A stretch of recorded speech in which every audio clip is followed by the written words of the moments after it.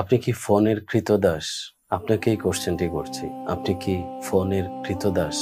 মনের শক্তি বইয়ের একটি টপিকের নাম এটি। মনের শক্তি বইয়ের ২৮ নম্বর পৃষ্ঠায় যদি আপনি যান তাহলে এই কোশ্চেনটি পাবেন। আপনি কি ফোনের কৃতদাস?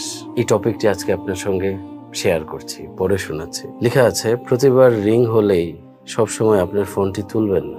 প্রতিবার রিং হলেই সবসময় আপনার ফোনটি তুলবেন না। আপনার ফোনটি আপনার সুবিধার জন্য ব্যবহৃত হয়, যারা আপনাকে কল করে তাদের জন্য নয়। একটু শুনতে খারাপ লাগছে, তাই না? পুরোটা পড়লেই বুঝতে পারবেন। আপনি যা করছেন তা চালিয়ে যাওয়ার স্বাধীনতা দিন নিজেকে, এবং অন্যকে বলুন যেন আপনাকে SMS প্রেরণ করে। পড়তে খারাপ লাগছে বা শুনতে খারাপ লাগছে? কিছুদিন আগেও ফোন ধরতে না পারলে আমি খুবই উদ্বিগ্ন হয়ে পড়তাম। আমি ভাবতাম আমি কিছু মিস করেছি। আমার একজন শিক্ষক এই সম্পর্কে অনেক ব্যতিক্রমী ছিলেন। তিনি নির্দিষ্ট কিছু সময়ে ফোনের উত্তর দিতেন। আমি কাজটি পছন্দ করতে শুরু করি এবং আমার টিচারের মতো মানসিকতাকে মানিয়ে নেওয়ার জন্য কাজ করি এবং নিজেকে বলি, আমি মরে গেলেও দুনিয়ার সব কিছুই চলবে।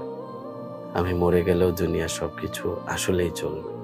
আমি আজকে ফোন না ধরলে মনে করছি আমাকে ছাড়া চলবে না। আমি মরে গেলে সবই চলবে, কিছুই থামবে না। আমার কথায় আমাকে স্বার্থপর মনে হচ্ছে? দেখুন, আপনি যদি আপনার ফোনের দাস হয়ে যান তাহলে জীবনে ভালো কিছুই করতে পারবেন না। সারাক্ষণ ফোন রিসিভ করা আপনার দায়িত্ব, সারাক্ষণ ফোন রিসিভ করা আপনার ডিউটি। তাহলে সামনে এগোবেন কখন?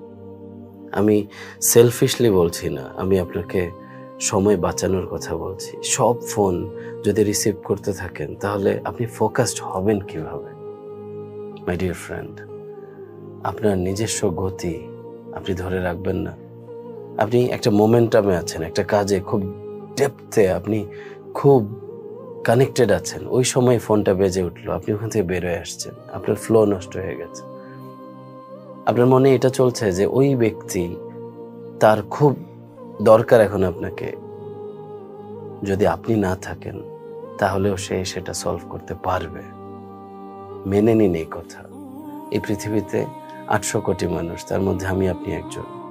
আমি আপনি না থাকলে পৃথিবীর কিছুই থামবে না, কেউ থামবে না। আমি আপনি ফোন না ধরলে দুনিয়া থেমে যাবে না। একটু নিজের উপরে ফোকাস করুন। ফোন আমাদের ফোকাস এবং সময় নষ্ট করে দেয়।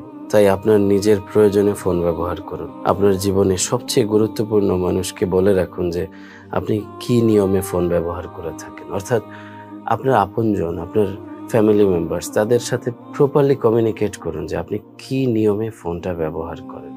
দেখুন, কিছু বছর আগে ফোন ছিল না, তখন কারো জীবন থেমে থাকেনি। এখন ফোন আমাদের কেমনভাবে গ্রাস করেছে।